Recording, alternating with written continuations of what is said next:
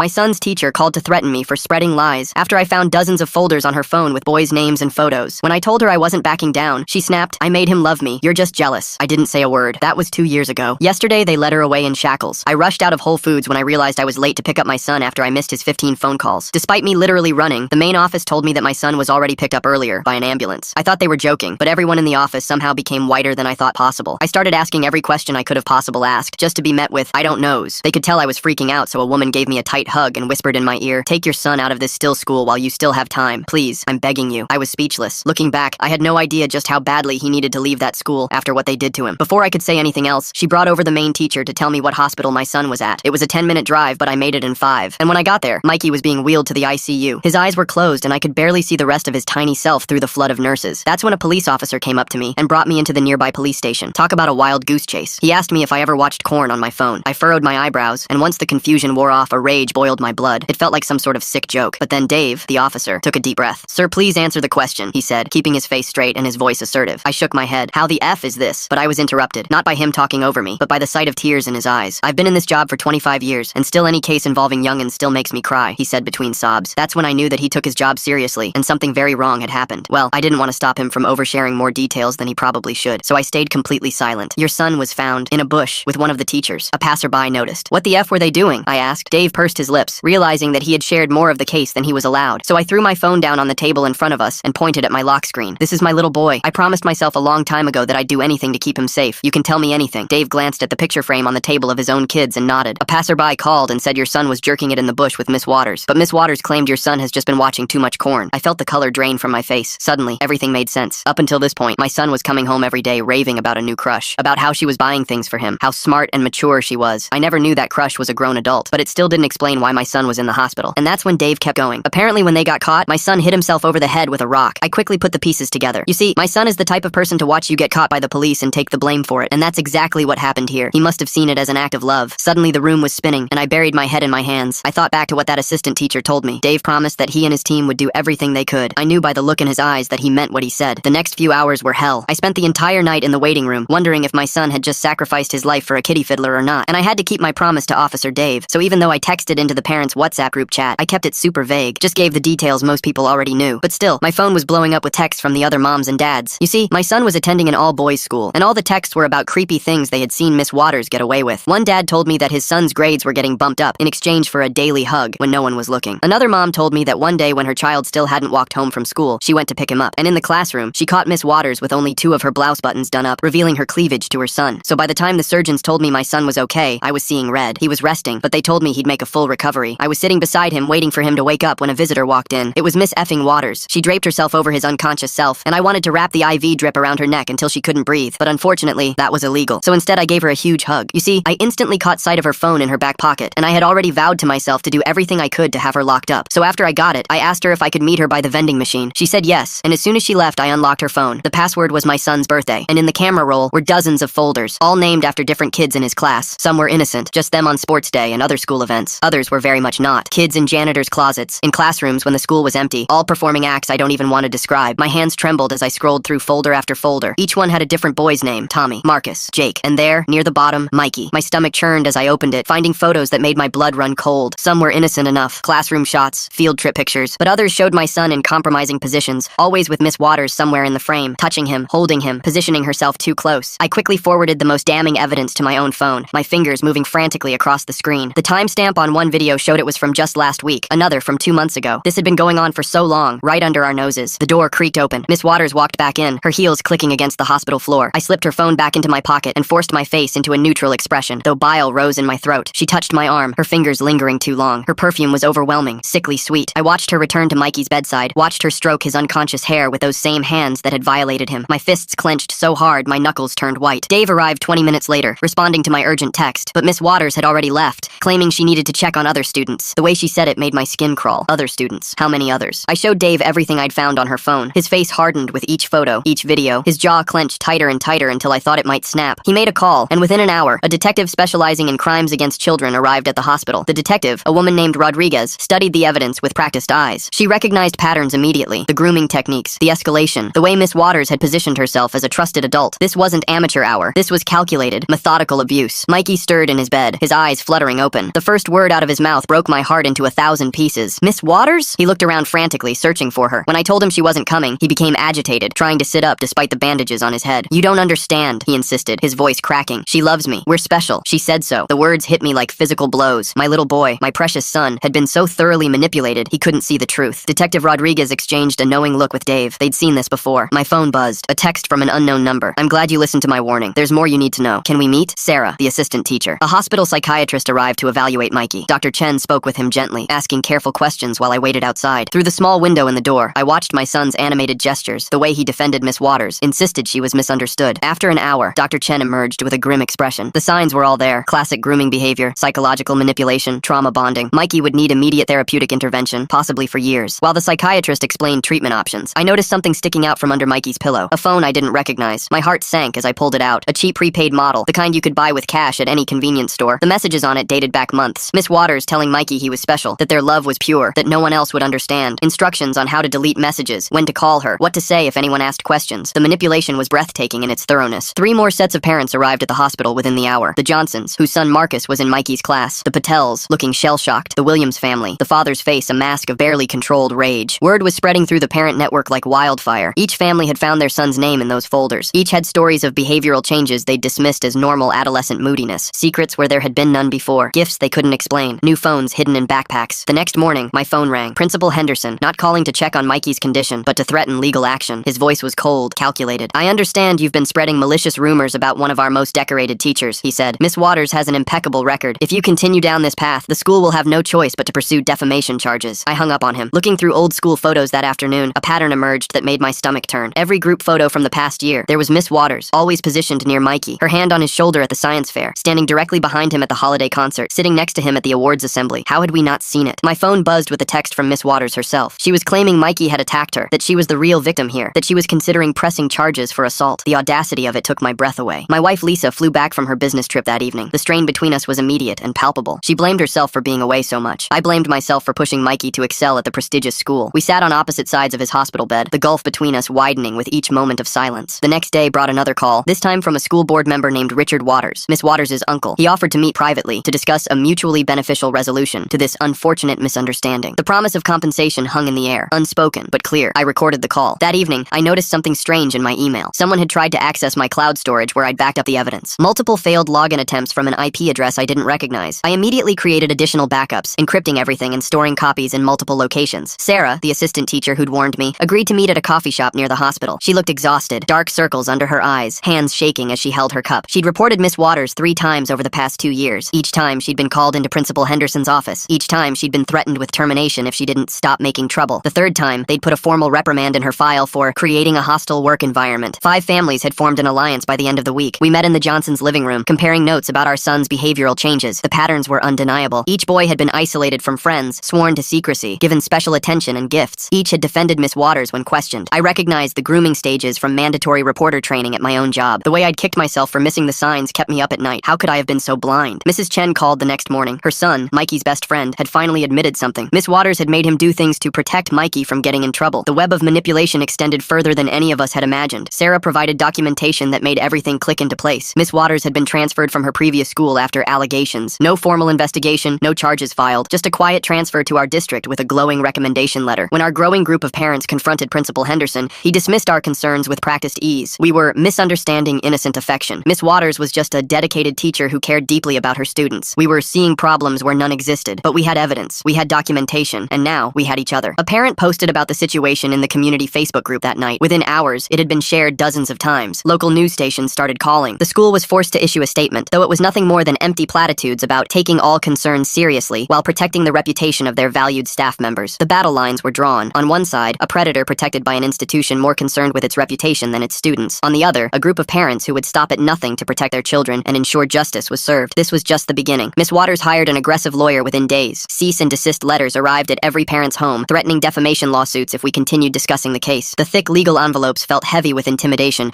As I read through mine at the kitchen table, I realized Mikey's behavioral changes over the past year suddenly made terrible sense. The isolation from friends, the secrets he wouldn't share, the expensive gifts he couldn't explain, all classic grooming signs I'd missed while focusing on work and assuming his withdrawal was normal teenage behavior. During Mikey's therapy session that week, Dr. Chen pulled me aside. My son had started describing special games involving not just Miss Waters, but potentially other teachers. teachers. The child psychologist's expression grew more concerned as she explained the implications. This might be bigger than one predator. The school's IT administrator contacted me through Sarah late one night. Meeting in a parking garage like something out of a movie, he handed over a USB drive with trembling hands. He was risking his job, but his conscience wouldn't let him stay silent. The drive contained Miss Waters' deleted emails showing coordination with other staff members about private tutoring sessions. I installed security cameras around our house after finding my car tires slashed one morning. The message spray-painted on our garage door was clear: drop it. Lisa discovered it first, her scream waking the entire neighborhood. We filed a police report, but I knew this was just the beginning of the intimidation. Detective Rodriguez called with updates on the investigation. Multiple victims across different grades were coming forward. The case was building momentum, even as the school administration continued denying everything. She warned me to document any threats or suspicious activity. 7 families united by the end of that month, pooling resources to hire a legal team and private investigator. We met in each other's homes, rotating locations for safety. The shared pain and determination in that room created an unbreakable bond between us. The private investigator uncovered disturbing information about Miss Waters' past. Her teaching certificate had been flagged in 2 other states for concerning behavior, but somehow she'd been cleared to teach here. The pattern of enabling stretched back years. A young man reached out through our lawyer. Now 18, he'd been one of Miss Waters' students 4 years ago. He was ready to testify about what she'd done to him, hoping to protect current students from the same fate. His courage inspired us to keep fighting despite the mounting pressure. I maintained careful social media posts about child safety and the importance of believing victims, never naming names but keeping public attention on the issue. The school's threats couldn't silence the growing community concern. Parents who weren't directly affected began asking questions at school board meetings. Mikey's therapy revealed deeper psychological torture. Miss Waters had told him other boys would be hurt if he didn't comply with her demands. She'd created an elaborate system of guilt and responsibility that trapped him in silence. Dr. Chen worked patiently to untangle the web of manipulation. Another teacher, Mr. Phillips, approached me after school one day. He'd seen concerning behavior, but been told to mind his own business by the administration. His hands shook as he described watching Miss Waters isolate boys, knowing something was wrong but being powerless to act without proof. Family therapy sessions exposed the strain on our marriage. Lisa blamed me for pushing Mikey into the elite school, for prioritizing prestige over safety. I blamed myself too, but we were fracturing when we needed unity most. The therapist helped us refocus on supporting our son rather than assigning blame. Parents demanded Miss Waters' immediate suspension at the next school board meeting. The board claimed she was on medical leave, but several parents spotted her car in the school parking lot the following week. The lies were becoming harder for them to maintain. Sarah revealed she'd been recording conversations with Principal Henderson for months. The audio files contained clear threats about her job if she continued reporting concerns about Miss Waters. She documented everything, preparing for this moment when the truth would finally matter. Federal investigators entered the case when evidence suggested interstate trafficking of images. The FBI's involvement immediately changed the dynamic. The school could intimidate local parents, but federal agents were a different matter entirely. Miss Waters' support from the school administration crumbled as investigators arrived with warrants. Watching them carry boxes of evidence from the main office felt like the first real victory in our fight. The principal's confident facade finally showed cracks. The search of Miss Waters' home revealed a disturbing shrine-like collection. Student photos, items of clothing, detailed notes about boys' schedules and habits dating back years. The obsession documented in that house made even hardened investigators pause. Lisa fully committed to the fight after Mikey broke down during dinner one night. He sobbed about thinking everything was his fault, that he'd done something to make Miss Waters notice him. Holding our broken son, my wife and I found our unity again in shared purpose. The parent group's unified pressure forced an emergency school board meeting. The auditorium was packed with concerned community members. Board members who dismissed us for weeks now faced a room full of angry parents demanding answers and action. We were offered a substantial settlement to keep quiet. The school district's lawyers presented it as best for the children, avoiding a traumatic trial, but we chose to proceed publicly, knowing future students needed protection more than we needed money. During her deposition, Miss Waters accidentally revealed her mindset. She spoke about her relationships with students as if they were consensual, unable to recognize the power imbalance and manipulation. Her lawyer tried to stop her, but the damage was done. Mikey's hidden phone yielded more evidence. Messages showed Miss Waters had coached him extensively on what to say if anyone questioned their friendship. She'd prepared him to lie to protect her, making him complicit in his own abuse. 3 school board members resigned rather than continue defending the administration's handling of the situation. Their departures spoke louder than any public statement. The remaining board members scrambled to distance themselves from previous decisions. National media attention forced the state education department to launch a full investigation into the school's hiring and oversight practices. Reporters interviewed parents outside school grounds. The story was spreading beyond our control, but it meant accountability was finally possible. My employer granted me indefinite leave to focus on Mikey's recovery and the case. My boss, a father himself, understood that some things matter more than quarterly reports. The support from unexpected places kept us going during dark moments. Principal Henderson finally admitted knowing about concerns, but prioritizing the school's reputation. His confession came during a heated school board meeting where parents wouldn't let him deflect anymore. The truth was ugly. He'd chosen image over children's safety repeatedly. 23 victims were identified across Miss Waters' teaching career as more families came forward. The number was staggering, representing years of systematic abuse enabled by institutional blindness. Each new victim added weight to our demand for systemic change. Her high-powered lawyers abandoned the case as evidence mounted and public opinion turned. Even they couldn't defend the indefensible once the full scope became clear. Miss Waters was left scrambling for new representation. The previous school district where Miss Waters taught finally admitted the truth. They'd paid a settlement to make her go away rather than properly reporting the allegations. Their cowardice had simply moved the problem to to our children. I focused on balancing Mikey's healing with maintaining pressure for systemic change. Some days were about therapy and quiet support. Others were about meetings, statements, and pushing for accountability. The dual mission exhausted us but felt necessary. The coalition of affected families grew to include over 30 households across multiple schools. Our support network expanded as more people recognized their children's behavioral changes in our stories. The shared recognition was both validating and heartbreaking. Miss Waters' attempts to flee the state were blocked when federal monitoring flagged her passport. She was trapped, unable to run from the consequences, finally catching up. Her desperation became increasingly visible. Local news cameras captured her being served additional warrants at a grocery store. The public humiliation of being arrested between the produce and dairy aisles seemed fitting somehow. She could no longer hide behind her teacher persona. My advocacy work led to meetings with state legislators about reforming teacher screening processes. They listened to our stories with genuine concern, promising to push for stricter background checks and mandatory reporting training. Change felt possible. Financial investigators discovered Miss Waters had received suspicious payments from unknown sources over the years. The money trail suggested something darker than individual predation. Each revelation deepened the horror of what our children had endured. As her trial date approached, Miss Waters grew increasingly desperate. She began reaching out to victims' families directly, violating restraining orders. Her attempts to manipulate parents into dropping charges showed she hadn't changed at all. Multiple teachers from different schools came forward about suspicions they'd been discouraged from reporting. The pattern of institutional silencing extended beyond our school. Administrators across the district had prioritized reputation over children's safety. I realized saving Mikey meant exposing the systemic failures that enabled his abuse. This wasn't just about one predator teacher anymore. It was about changing a culture that protected abusers and silenced victims. Death threats arrived at our home, but I testified at the state education hearing anyway. Standing before the committee, I detailed how the system had failed our children. My voice shook, but the truth needed to be heard by those with power to change things. The entire school administration was placed under investigation. Interim leadership was appointed to begin rebuilding trust with the community. The house cleaning felt overdue as new faces brought fresh perspectives on child safety. Whistleblowers emerged from within the district administration. They revealed a culture of covering up problems to avoid lawsuits and negative publicity. The truth about systemic enabling was finally being documented officially. Mikey showed his first real signs of healing during a therapy session, 8 months after everything began. He was able to discuss what happened without defending Miss Waters. Dr. Chen called it a breakthrough. I cried in the parking lot afterward. Miss Waters' mother attempted to contact me, claiming her daughter was also a victim of childhood abuse. She wanted sympathy, understanding, but I couldn't excuse predatory behavior, regardless of its origins. Some lines couldn't be uncrossed. The parent group rejected any narrative that minimized or excused what had been done to our children. We stood firm against attempts to generate sympathy for Miss Waters. Our children deserved justice, not equivocation. Miss Waters was arrested on 47 counts ranging from child endangerment to production of illegal material. The judge denied bail, considering her a flight risk and danger to the community. Watching her led away in handcuffs felt like long-delayed justice. The school community began a healing process under new leadership. Town halls were held to discuss implementing better protection measures. Parents who'd been silenced for years finally had voices in their children's safety. My advocacy inspired similar investigations in neighboring districts. Parents who'd noticed concerning behavior but been dismissed now had a framework for demanding action. The ripple effects of speaking truth spread throughout the region. Federal prosecutors built an airtight case using the mountain of evidence we'd helped gather. They assured us the conviction was certain given the documentation. For the first time in months, I slept through the night. A week before trial, Miss Waters' new lawyer claimed she was incompetent to stand trial. The transparent attempt to avoid accountability fooled no one. The judge ordered immediate psychiatric evaluation. Mikey suffered a setback when a classmate blamed him for ruining Miss Waters' life. The cruel words from another child who didn't understand sent him spiraling. We spent hours reassuring him that speaking truth was never wrong. The psychiatric evaluation confirmed Miss Waters was fully competent to stand trial. Her manipulation attempt had failed. She would face justice for her crimes after all. The system was finally working. Prosecutors revealed Miss Waters had kept trophies from each victim. Small items, a pencil here, a homework assignment there, that held sick significance for her. The depth of her obsession became clearer with each piece of evidence. 47 families prepared to provide impact statements at sentencing. The courthouse would hear how one predator had damaged dozens of young lives. Our collective voice would be impossible to ignore. Miss Waters released a statement through her lawyer claiming she was the victim of a witch hunt. She showed no remorse, no recognition of the harm she'd caused. Her narcissism remained intact despite overwhelming evidence of her crimes. Some community members began questioning if parents had overreacted. The backlash was predictable but still painful. We faced secondary trauma from those who couldn't accept such evil had existed in their midst. 2 families considered dropping out of the case due to pressure and threats from Miss Waters' remaining supporters. We rallied around them, providing security and emotional support. No family would stand alone in this fight. I faced my darkest moment when Mikey attempted to hurt himself, overwhelmed by guilt and shame. Finding him in the bathroom with scissors, blaming himself for everything, nearly broke me. Emergency therapy and constant supervision followed. The psychiatric evaluation results arrived the next morning. Miss Waters was declared fully competent to stand trial. Her manipulation attempt had failed spectacularly. The evaluator noted her calculated responses and clear understanding of the charges against her. That afternoon, I discovered Miss Waters had been contacting other victims through fake social media accounts. She was sending them messages designed to trigger guilt and confusion. I immediately forwarded everything to Detective Rodriguez, who added witness tampering to the growing list of charges. The prosecutor called with concerning news. Miss Waters' new defense strategy involved claiming the boys had initiated everything. She planned to paint herself as the victim of adolescent manipulation. The strategy was disgusting but legally risky for her. It essentially admitted inappropriate inappropriate contact had occurred. Our parent coalition met that evening to discuss trial preparation. The prosecutor walked us through what to expect, warning us about the defense's tactics. Several mothers broke down, realizing their sons might have to testify about intimate details of their abuse. I spent the next day reinforcing our home security after noticing someone had been in our backyard. Nothing was taken, but Mikey's bedroom window had fresh scratches around the lock. The message was clear. They could get to us if they wanted. Dr. Chen recommended increasing Mikey's therapy sessions as the trial approached. His anxiety was manifesting in nightmares and refusal to eat. I watched my son shrink into himself, the weight of upcoming testimony crushing his small frame. The prosecutor revealed they'd found evidence of Miss Waters grooming boys at her previous schools. The pattern stretched back over a decade. Each time she'd been quietly moved along rather than reported. The systemic failure was staggering. Lisa and I attended a support group for parents of abused children. Hearing other families' stories helped us realize we weren't alone in missing the signs. The facilitator, herself a survivor's mother, taught us how to support Mikey without overwhelming him. Miss Waters' mother attempted another contact, this time showing up at our home. I found her on our porch, crying about how the charges were destroying her family. I documented everything with my phone while firmly telling her to leave before I called the police. The school district's insurance company began pressuring families to accept individual settlements. They offered substantial sums with ironclad non-disclosure agreements. Our coalition held firm. This wasn't about money, but systemic change. Detective Rodriguez informed me they'd discovered Miss Waters had been communicating with other predators online. She'd been sharing strategies for grooming and avoiding detection. The investigation was expanding beyond our local case. Mikey asked to write a letter to the judge about his experiences. I sat with him as he struggled to put words to paper, his hand shaking. He wrote about feeling special, then feeling dirty, then feeling nothing at all. I had to leave the room to compose myself. The defense filed multiple motions trying to exclude evidence. They claimed the photos from Miss Waters' phone were illegally obtained. The judge denied each motion, noting I'd had implied consent as a concerned parent in an emergency situation. Our coalition organized a silent protest outside the courthouse. 47 families stood holding photos of their sons at the age when the abuse occurred. The visual impact was powerful. Rows of innocent faces representing years of systematic predation. Miss Waters appeared at a pre-trial hearing looking haggard. Her confident teacher persona had crumbled. She kept her eyes down, refusing to look at the families in the gallery. Her lawyer did all the talking while she sat silent. The judge ruled that victims could provide testimony via closed-circuit video to avoid facing their abuser directly. This decision meant Mikey and other boys could speak their truth without being in the same room as Miss Waters. The relief on my son's face was palpable. I discovered Miss Waters had written letters to several boys before her arrest. The letters were filled with manipulation, telling them they were special, that no one understood their connection, that she was being persecuted for loving them. Each letter deepened my rage at her continued psychological abuse. The prosecutor presented the trial strategy to our families. They would methodically show the pattern of grooming, the escalation of abuse, and the institutional failures that enabled it. The case was strong, but they warned us that defense would be brutal in attacking the victim's credibility. Mikey's testimony date was set. Dr. Chen worked with him on coping strategies for the stress. We practiced the route to the courthouse, where he'd wait, how the video system worked. Preparation helped him feel more in control. 2 days before trial, one of Miss Waters' supporters vandalized several families' cars. They spray-painted "liar" across windshields. Security footage caught them, leading to additional charges for witness intimidation. The desperation of her remaining defenders was escalating. The night before trial, our coalition families gathered for mutual support. We shared fears about our sons testifying, anger at the system that failed them, and hope that justice would finally prevail. The bond between us had become unbreakable through shared trauma and determination. Trial began on a cold Monday morning. The courthouse was packed with media, community members, and families. Miss Waters entered in conservative clothing, clearly trying to present a different image than her usual appearance. The transformation fooled no one who knew the truth. The prosecutor's opening statement laid out the evidence methodically. 47 victims over 10 years, hundreds of inappropriate photos, documented grooming techniques, institutional failures at multiple schools. The scope of abuse was breathtaking when presented comprehensively. Miss Waters' lawyer tried to paint her as a dedicated teacher whose affection was misinterpreted. He suggested the boys had crushes that created confusion about appropriate boundaries. The argument was offensive to every parent who understood how grooming worked. The first week of testimony focused on establishing the pattern of abuse. Former students, now adults, testified about their experiences years ago. Their courage in facing their abuser inspired the younger victims waiting for their turn. When the prosecution presented the photos from Miss Waters' phone, several jurors visibly recoiled. The images showed clear progression from innocent classroom shots to increasingly inappropriate situations. The visual evidence was undeniable. Miss Waters made a critical error by taking the stand against her lawyer's advice. She tried to explain her special relationships with students. Her inability to recognize the power imbalance and inappropriate nature of her actions shocked even seasoned court observers. Under cross-examination, Miss Waters claimed the boys had pursued her. She painted herself as unable to resist their attention. The prosecutor systematically destroyed this narrative, showing how she'd isolated vulnerable children and exploited their need for approval. Mikey's testimony day arrived. I sat in the waiting room while he spoke to the court via video link. Dr. Chen stayed with him for support. I could hear my son's voice through the door, clear, brave, telling his truth. My pride in his courage battled with rage at what he'd endured. The defense's cross-examination of victims was carefully limited by the judge. Still, they tried to suggest the boys had misremembered or exaggerated. Each attempt to discredit these children deepened the jury's obvious disgust with the defense strategy. Principal Henderson testified under immunity about the school's failures. His admission that he'd prioritized reputation over student safety drew gasps from the gallery. His cowardice in enabling abuse was laid bare for everyone to see. The forensic computer expert testified about the hidden folders, the encrypted communication locations, and the sophisticated methods Miss Waters used to hide her activities. The level of premeditation and planning showed this wasn't impulse, but calculated predation. After 2 weeks of testimony, the prosecution rested. They'd presented overwhelming evidence of systematic abuse, enabled by institutional failures. The defense's case seemed hopeless, but they proceeded with character witnesses who praised Miss Waters' teaching ability. The defense's witnesses couldn't explain away the evidence. Several admitted they'd noticed concerning behavior, but hadn't reported it. Their testimony actually strengthened the prosecution's case about systemic enabling. Closing arguments brought everything full circle. The prosecutor spoke directly to the jury about the courage it took for these boys to come forward. He reminded them that justice meant holding both the predator and the enablers accountable. The jury deliberated for only 3 hours. As they filed back in, I held Lisa's hand tightly. Mikey was at home with his therapist, unable to face hearing the verdict in person. The foreman stood and began reading. Guilty on all 47 counts. The word rang through the courtroom 47 times. Miss Waters showed no emotion until the final count. Then she collapsed into her chair, finally understanding she would face consequences. Sentencing came 2 weeks later. Families provided impact statements about the destruction left in Miss Waters' wake. Boys who'd been outgoing became withdrawn. Straight-A students struggled academically. Trust in adults was shattered. The human cost was laid bare. The judge sentenced Miss Waters to 45 years in prison. She would be eligible for parole in 30 years, likely spending most of her remaining life behind bars. As they led her away, she looked small and pathetic, nothing like the confident predator who'd stalked our children. Principal Henderson and 3 administrators were convicted of failure to report suspected abuse. They received probation and were banned from working in education. The message was clear. Enabling abuse through inaction would have consequences. The school district implemented sweeping changes. New screening procedures, mandatory reporting training, and anonymous tip lines were established. Parent oversight committees were given real power. The culture of secrecy was replaced with transparency. Our coalition didn't dissolve after the trial. We transformed into an advocacy group, pushing for statewide reforms in how schools handle abuse allegations. Our tragedy became purpose, ensuring other children would be protected. 6 months after the verdict, Mikey smiled genuinely for the first time in over a year. He joined the robotics club at his new school, making friends who knew nothing about his past. Healing was slow, but finally happening. Lisa and I renewed our commitment to each other and our family. The trial had tested us, but we'd emerged stronger. We learned to recognize signs of trauma in each other and provide support without judgment. A year later, I received a letter from a parent in another state. Our case had inspired them to demand investigation into their own school's handling of abuse allegations. The ripple effects of speaking truth continued spreading, protecting children we'd never meet. 3 years after that day at Whole Foods, I watched Mikey graduate middle school with honors. He walked across the stage with confidence, no longer the broken boy from the hospital bed. He'd reclaimed his childhood through therapy, love, and incredible courage. Miss Waters served her time in prison, while our community had transformed. Schools now had systems that actually protected children. Parents were educated about grooming signs. Most importantly, victims knew they would be believed and supported. I continued advocating for abuse survivors, speaking at conferences and training sessions. Each time I told our story, I thought about that assistant teacher's whispered warning. She'd risked everything to protect children. Now I did the same, knowing that sometimes the greatest act of love is refusing to stay silent when children are in danger.